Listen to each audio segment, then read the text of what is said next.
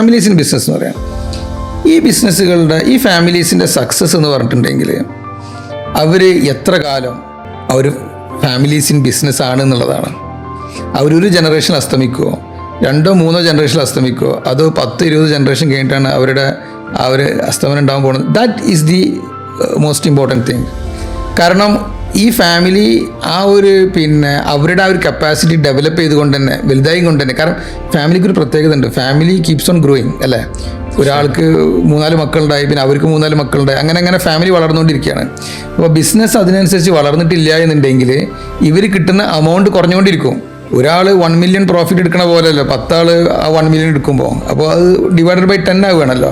അപ്പോൾ അങ്ങനെ ഫാമിലിക്ക് ഈ ബിസിനസ്സിൽ വേണ്ട മാതിരി സബ്സ്റ്റാൻഷ്യൽ ഇൻകം കിട്ടില്ല തോന്നിക്കഴിഞ്ഞാൽ ഫാമിലി ബിസിനസ് താല്പര്യമൊന്നും ഉണ്ടാവില്ല.